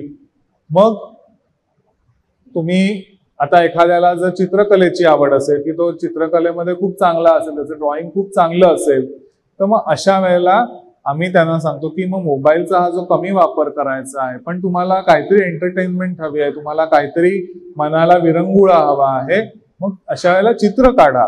जेव्हा असं वाटतं की मनाला विरंगुळा हवा आहे तेव्हा काहीतरी पेन्सिलनी स्केच काढा किंवा पेंटिंग काढा, तुम्ही काही करा, म्हणजे कुठच्याही प्रकारे पोर्ट्रेट करा किंवा काही स्टील काढा, पण काहीतरी काढा, चित्र रंगवा. तर ह्या सगळ्याच्यातनं मनाला विरंगुळा मिळतो आणि तुमच्यातलं ती जी चांगली कला आहे, तुमच्यातली जी चांगली आर्ट आहे ती वाढल्यामुळे सुद्धा त्याच्यातनं जो आनंद मिळतो तो टिकणारा असतो. म्हणजे मोबाईलचा आनंद कसा असतो की तो परत एकाच्या गोष्टीने समाधान होत नाही. बरोबर आहे. ती ओढ सारखी लागून राहते की आता खेळलो, आनंद वाटला, पुन्हा थोडं अजून ते खेळावं, अजून रील्स बघावीत, ती ओढ कमी होत नाही. पण चित्रकलेचं तसं नाहीये. तुम्ही चित्र काढलं आणि त्याच्यातनं ते रंगवून किंवा आपल्या मनाचं समाधान झालं की आपल्याला खूप आनंद मिळतो. ते असं परत चित्र काढावं, सारखं न थांबता चित्र काढावं असं नाही वाटत. एक चित्र काढून आनंद मिळाला की आपण समाधानी होतो आणि तसं आपण करायला पाहिजे. किंवा स्पोर्ट्स, बाहेर जाऊन तुम्हाला स्पोर्ट्स मध्ये चांगले असेल खेळा, बाहेर जाऊन बॅडमिंटन खेळा, क्रिकेट खेळा, काही खेळा, पण ते खेळण्याने तुम्हाला आनंद मिळणार आहे. तो आनंद असा काही सारखा सारखा घ्यावासा वाटत नाही. आता खेळलो, घरी आलो, पुन्हा जाऊन बाहेर जाऊन खेळलो, असं आपण करत नाही. तर हा असा जो गोष्टी आहे, तर ह्या अशी जी बिहेवियर्स आहेत की जी गेल्याने तुमचं मन डायव्हर्ट होऊ शकतं, अशा गोष्टी करा. मोठ्यांनी म्हणजे काही बागकाम करा, शेतात काम किंवा अजून काही कामं असतील की जी करण्याने तुम्हाला आनंद मिळणार आहे. अशी वेगळी काही कामांमध्ये आपण अशी वेगळी बिहेवियर म्हणजे विचारांमध्ये फरक करायचा आणि बिहेवियर म्हणजे वागण्यामध्ये फरक करायचा, की जे मोबाईल भोवतीचं जे सगळं आपलं वागणं आहे, तर ते मोबाईल भोवतीचं जे आपलं वागण्याचं जग झालेलं आहे, तर ते जग कुठेतरी बदलायला पाहिजे आणि त्यामुळे त्याला कुठेतरी वेगळं सबस्टिट्यूट वागणं आपण द्यायला पाहिजे. तर अशा पद्धतीची हे असते. तर समजा याचाच हे केला की जी रुपेरी किनार आहे, तर तशीच आपण एक हे करूया की तरी बरं. हे समजा मी म्हटलं की मी घसरून पडलो आणि मला इतकं दुखतंय, मी नुसतं थोडाच घसरून पडलोय, पण एखादा समजा मी असं म्हणालो की मला इतकं दुखतंय की मला आता उठताच येत नाही. खरं मला काही होत नसतं, पण मी त्याचं मॅग्निफिकेशन करतो तेव्हा मी असं म्हणतो. पण तेच जर मी तरी बरं अशा स्वरूपात म्हणायचं झालं, तर मी काय म्हणेन की मी त्या दिवशी घसरून पडलो तरी बरं मुका मारच लागला. बरोबर आहे, मी घसरून पडलो, पण मी जेव्हा मॅग्निफिकेशन करतो तेव्हा मी काय म्हणतो की मला खूप लागलंय, इतकं लागलंय की मला आता उठता बसताच येत नाही, मला काहीच करता येत नाही, मला काहीच करता येणार नाही. पण जर मी जेव्हा त्याच्याकडे तरी बरं या नजरेने बघतो, त्याची रुपेरी किनार बघतो, तेव्हा मी म्हणतो मी घसरून पडलो, पण मला नशीब, मला फक्त तरी बरं, मला फक्त मुक्का मारच राहायला लागला. किंवा मला गणितामध्ये यावेळेला कमी मार्क्स मिळाले, तरी बरं मी नापास नाही झालो, या तरी बरं मला गेल्या वेळेपेक्षा जास्त मार्क मिळाले. तर अशा पद्धतीने आपण ही तरी बरं असे विचार आपल्या अनेक निगेटिव्ह गोष्टींच्या बाबतीत करू शकतो. म्हणजे केवळ मोबाईल ऍडिक्शनच नाही, कुठच्याही निगेटिव्ह गोष्टी असतील तर त्या निगेटिव्ह गोष्ट जरी झालेली असली तरी त्या निगेटिव्ह गोष्टीचं मॅग्निफिकेशन कसं नाही करायचं हे आपण याच्यातनं शिकायचं. तू कसं म्हणशील, समजा तू एखादी निगेटिव्ह गोष्ट तुझ्या आयुष्यात घडली आहे का, तर ते तरी बरं असं कसं म्हणशील. समजा तू हरलास एखादी मॅच, तर तू काय म्हणशील.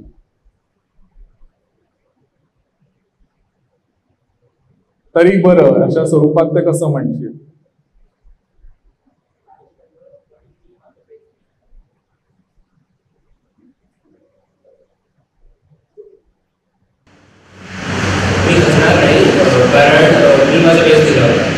Very good.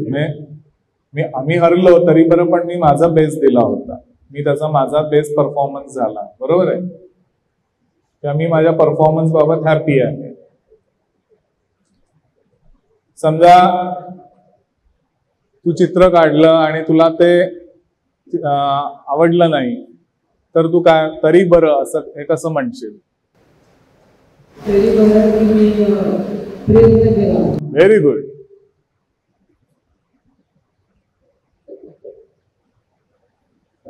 तुम्ही स्वयंपाकातला एखादा छान पदार्थ केला,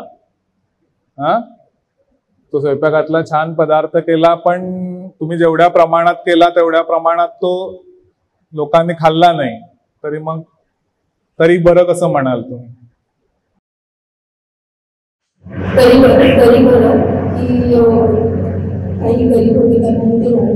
अरे व्हेरी गुड.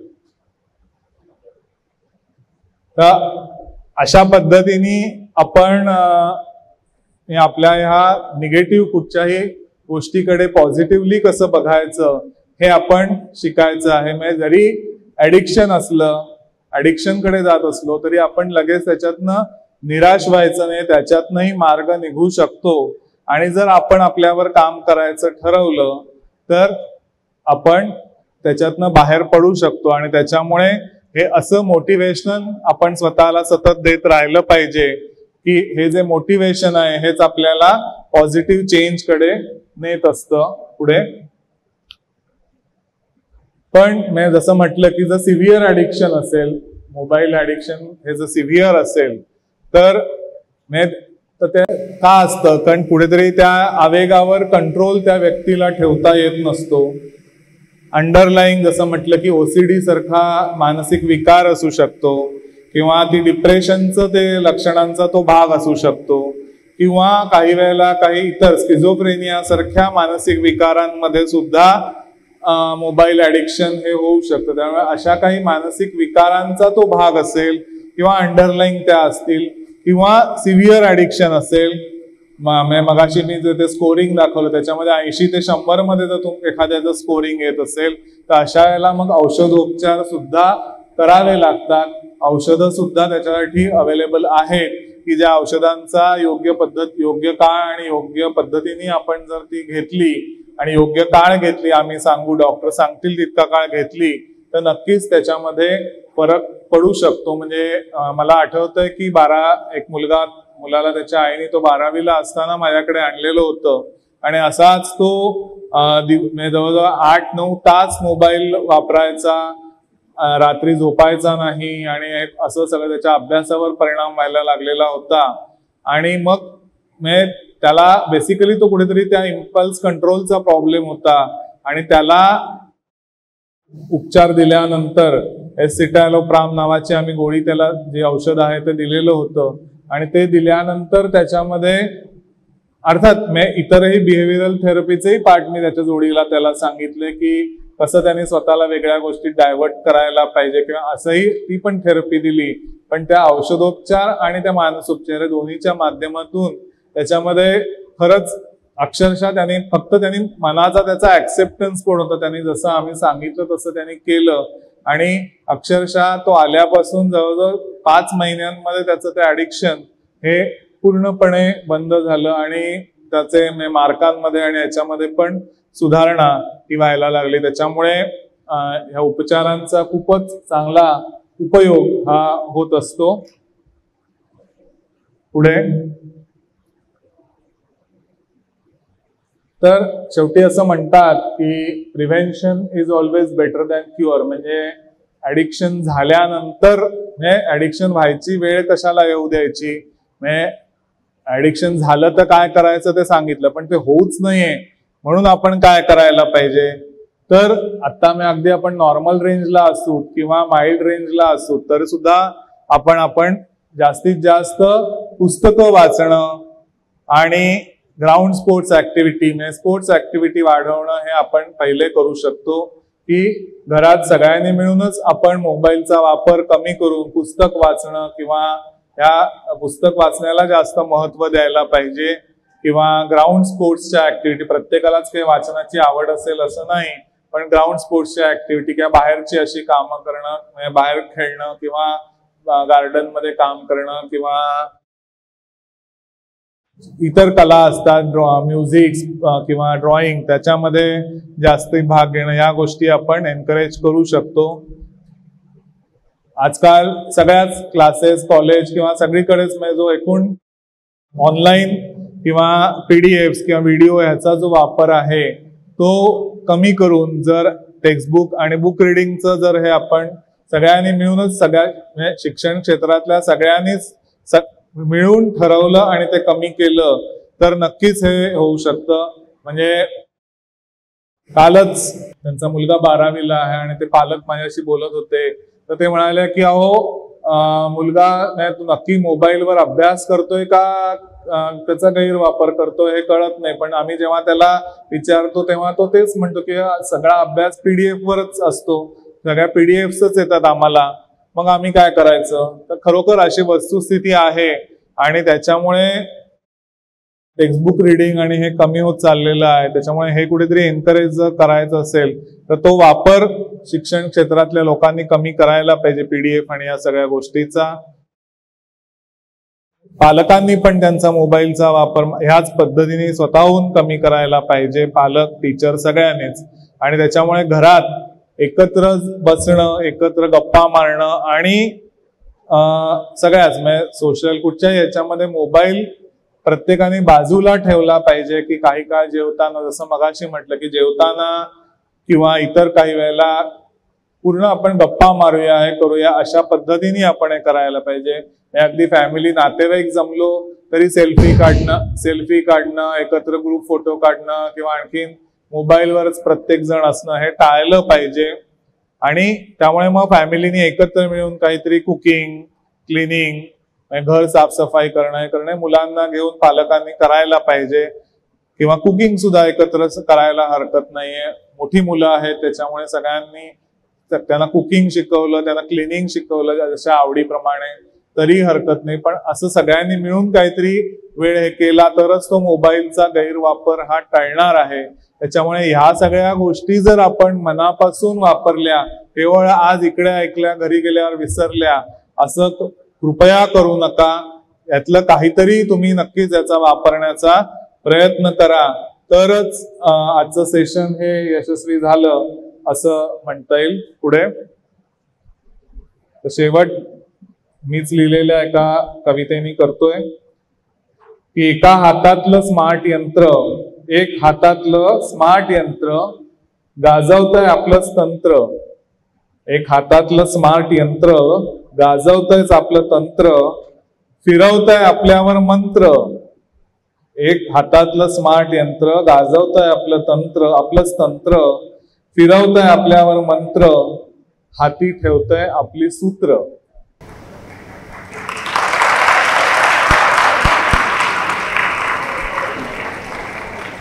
पुढचं कडवं आहे होऊया आता शहाणे. ते इथे नाहीये.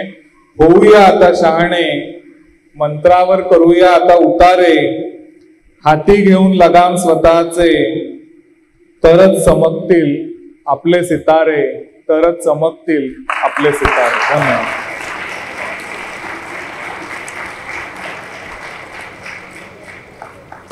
थँक्यू. काही प्रश्न असतील तर ते घेऊया. पालकांपैकी विद्यार्थ्यांपैकी काही प्रश्न असतील तर. खूप आमची मुलं मोबाईल घेत आहेत आणि थोडी झालेलं आहे. पण आता इथे कळतंय की काय होऊ शकते. चिडचिड होते, जेवताना मोबाईल घेत आहेत. आम्हाला वाटतं थोडंसं बरं वाटतं, चल थोडा वेळ दिला. पण आता तुम्ही जे सांगताय कळलं, आता आम्हाला कळत चाललंय की मोबाईलचं काय होऊ शकतं ते. मला एक प्रश्न होता सर की आता जर मी मुलांचं एक टार्गेट केले की मला एवढे क्वेश्चन करून दे, एवढा माझा अभ्यास करून दे, त्यानंतर मी तुला मोबाईल देते 15 मिनिटांसाठी. तर मग मी असं करत असेल तर तो लागत असेल तर तो बरोबर आहे का चुकीचा आहे, त्याच्यावर काय करू शकते मी. त्याला आगे नसेल तर राग येत असेल नाही तर त्याचा म्हणजे त्याला जर मला हे एवढं जर माझं टार्गेट आहे की मला त्याचा अभ्यास करून घ्यायचा आहे, मला जर वाटतं की हा सब्जेक्ट त्यांनी कम्प्लीट करावा सगळं, आणि मग त्याच्यानंतर मला जर त्याची मग तो समाधानी असेल की बाबा हा एवढा केल्यानंतर जर मी त्याला अर्धा तास मोबाईल दिला तर ते बरोबर असेल का हे चुकीचं असेल. हो, मी तेच तर सांगितलं ना. मी फक्त म्हणजे आता हे कसं आहे की हे तुम्ही आणि तुमचा कोण पाल्य आहे त्या दोघांनी मिळून ते ठरवायचं आहे की किती वेळ. हे एका दिवसाचं असता कामा नाहीये, हे रोजचं पाहिजे की रोजचं एक टाइम शेड्यूल ठरवायला पाहिजे आहे की इतका वेळ अभ्यास केल्यानंतर इतका वेळ अभ्यास व्हायला पाहिजे किंवा इतका अभ्यास पूर्ण व्हायला पाहिजे, त्याच्यानंतर इतका वेळ ब्रेक टाइम मध्ये इतका मोबाईल बघायचा. तर हे टाइम शेड्यूल जर डेली दिवसासाठी जर ठरवलं, म्हणजे रोजची शाळा कॉलेज असतं त्या काळात वेगळं, सुट्टीच्या दिवशी थोडंसं वेगळं, अशा दोन्ही पद्धतीने जर हे टाइम शेड्यूल डिस्कस करून ठरवलं तर मग ते जास्त बरं होईल असं मला वाटतं.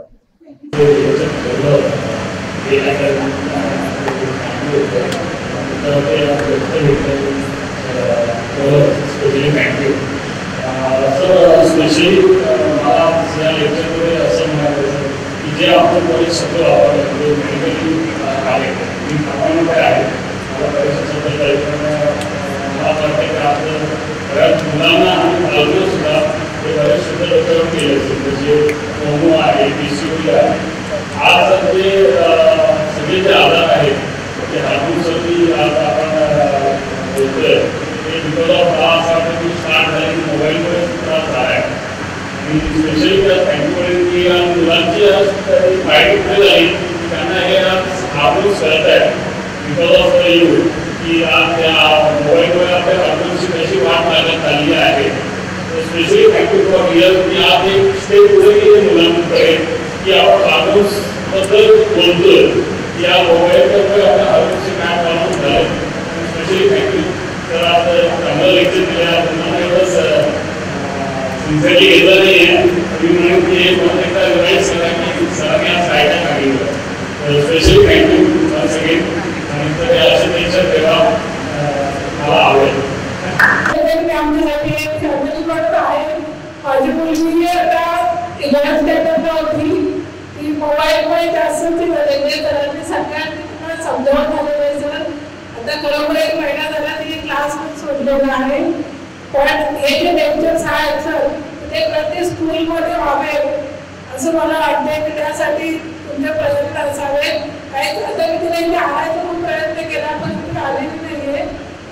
आहे हुशार सरांना माहित आहे पण याच्यामध्ये खूप अडकलेली आहे. मला म्हणजे तुमच्याकडे ट्रीटमेंट घ्यायची खूप इच्छा आहे आणि शाळेमध्ये पण असे प्रोग्राम व्हावेत अशी माझी खूप इच्छा आहे. कारण सगळीकडेचा प्रॉब्लेम झालेला आहे. मुलं कशी एकाग्र नाही आहेत लहान लहान मुलांमध्ये आणि वेळमध्ये कसं स्कूलची पण त्याच्यामध्ये जे ऑनलाईन लेक्चर झाले कोरोनामध्ये त्यामुळे आम्हाला मुलांना मोबाईल द्यावे लागले हातामध्ये. त्याच्यामुळे ही मुलं इथे अडकली गेली. त्यामुळे शिक्षण क्षेत्रामध्ये पण थोडासा बदल व्हावा यासाठी तुमचे प्रयत्न असावे एवढंच मी विनंती करते. आणि रिअल अकॅडमी आणि तुम्ही हे खूप मोठं काम करताय की याची गरज आहे आता सध्या. तर ही पिढी जी आहे ना ती पुढे येईल तशी फरकणार. कारण मोबाईलचे खूप मोठे दुष्परिणाम होत आहेत आणि हे तुमचं काम खूप मोठं आहे. त्यामुळे मनापासून थँक्यू. आणि रिअल अकॅडमी अलिबागमध्ये जे काम करते ते खूप छान काम चालू आहे. थँक्यू. थँक्यू.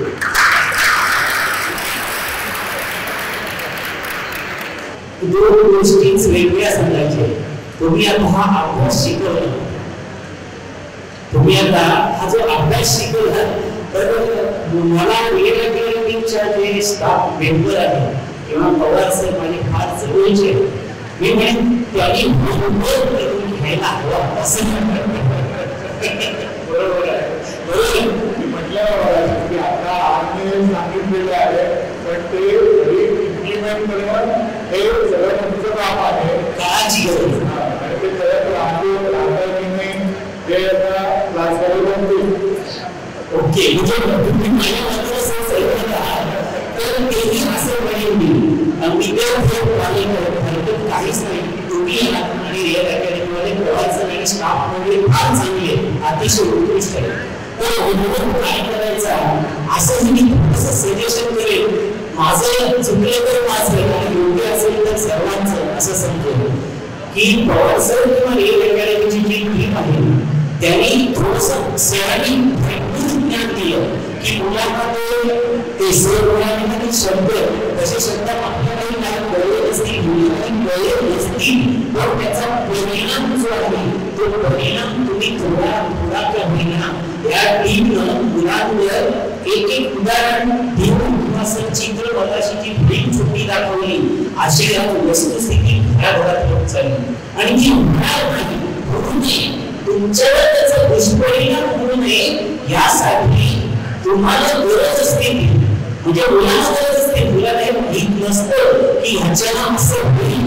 आता हे सरांना पूर्ण भरपूर दिला परंतु त्याचं थोडंसं तुम्ही वर्षभर जोपर्यंत मुलं आहे तोपर्यंत छोटंसं नव्हतं एक 2 मिनिटाचं प्रत्येक शिक्षकाला एखादं उदाहरण एखादी गोष्ट आणि मुलं तुमच्याकडे बोलतात तशी बाकीच्या ठिकाणी बोलत नाही बोलणार नाही. तर अशा प्रकारे रिअल अकॅडमी पूर्ण करावं अशी माझी एक विनंती आहे की हा तरुण वर्ग जो आहे या सगळे आता जी मुलं तुम्हाला एक सैनिक मार्ग देईल तुम्ही खूपच तुमचं अभिनंदन करावं नाही इतकं थोडं आहे.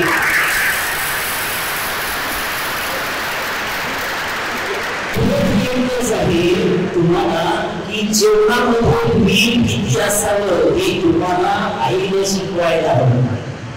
उदाहरण जेवणाचं आहे, मोबाईल किती वापरावा, कसा वापरावा आणि ते गोडीनं कसं करून घेता येईल.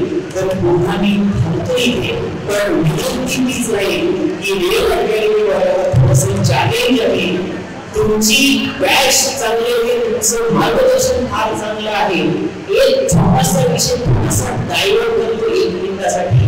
ही जे तुम्ही या ठिकाणी जेई ॲडव्हान्स किंवा नीट हे जे सांगितलं ना, त्याच्यासोबत फक्त सर तुम्हाला मी विनंती आहे की अलीकडे थोडंसं, आता समजा 12वी नंतर मुलं इंजिनियर झाली, डॉक्टर झाली, सो ओके, इट्स ओके. परंतु बाकीची मुलं जी IAS ऑफिसर होतात व्हायला पाहिजे, त्याच्यासाठी देखील थोडंसं तुम्हाला तुमचा कदाचित क्लासचा एक मेनू असेल, पण थोडंसं त्याचंही मार्गदर्शन मिळावं. म्हणजे UPSC आणि MPSC या संदर्भात पण थोडं जर तुम्ही गाईड केलं, मार्गदर्शन केलं ना, तर अलिबागमध्ये बरेचसे मोठे ऑफिसर देखील होतील असं मला वाटतं. ज्या कायद्याला मला वाटतं सगळे पालकमंत्री किंवा इतके लागू झाले, मला वाटते की असं काहीच आमच्या पालकांना सांगू नका. 16 वर्षाच्या खाली विद्यार्थ्यांसाठी तिथे कंप्लीट सोशल मीडिया बॅन केलं आणि हा कायदा लागू झालेला आहे इकडे तिथल्या पार्लमेंटमध्ये. तर माझा प्रश्न आहे की मुलांचाही आहे की असं आपल्या इकडे काही होऊ शकतं का, आणि झालं तर त्याचा पॉझिटिव्ह पण काय होईल, तर नेगेटिव्ह इफेक्ट पण मुलांवरती होऊ शकतो, तो काय होईल.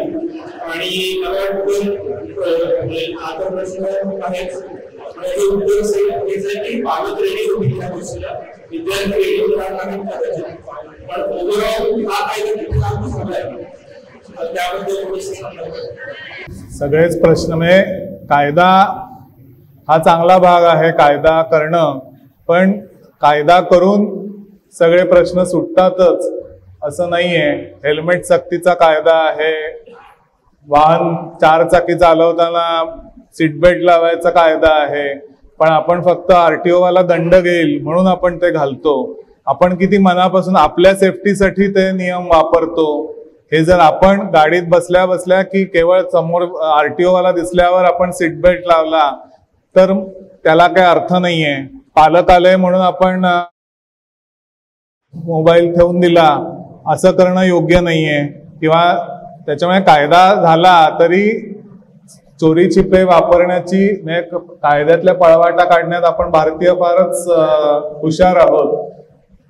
त्या बाबतीत अख्ख्या जगात सगळे भारतीय हुशार आहेत असं म्हणायला हरकत नाही. त्याच्यामुळे याही कायद्यातनं पळवाटा काढल्या जाऊ शकते. त्यामुळे नुसता कायदा करून हे नाहीये. शेवटी प्रश्न हा आपल्या आरोग्याचा आहे हे आपण लक्षात घेतलं पाहिजे. आपल्या शैक्षणिक प्रगतीचा आहे किंवा आपल्या करिअर किंवा कुठच्याही इन जनरल आपल्या मेंदूच्या स्वास्थ्याचा आणि प्रगतीचा हा प्रश्न आहे. हे लक्षात घेऊन कायदा नाही झाला तरी सुद्धा आपण आपल्यासाठी हे करायला पाहिजे. कायदा होईल न होईल हा भाग वेगळा आहे, पण कायदा झाला तरी तो पाळूया. मग कायदा नाही झाला तरी आतापासूनच आपण मगाशी सांगितलं तसं हे नियम आपण आपल्यासाठी करूया की पुढे जाऊन आपल्याच आरोग्याचा प्रश्न उभा राहणार नाहीये. म्हणजे ह्या सततच्या वापराने उद्या पालकांना सुद्धा लवकर डिमेन्शिया होऊ शकतोय, स्मृतिभ्रंश होऊ शकतोय, हे आपण सुद्धा लक्षात घेतलं पाहिजे. त्याच्यामुळे आपण सगळ्यांनीच आपल्या आरोग्यासाठी हे करूया असं माझं म्हणणं राहील. कायदा होईल तेव्हा होईल किंवा त्यांनी काय सुटेल प्रश्न तो भाग वेगळा, पण आपण आपल्यासाठी कायदा करूया घरातल्या घरात. तिथून तर सुरुवात करूया. खूप खूप धन्यवाद सर. मला वाटतं एका जोरदार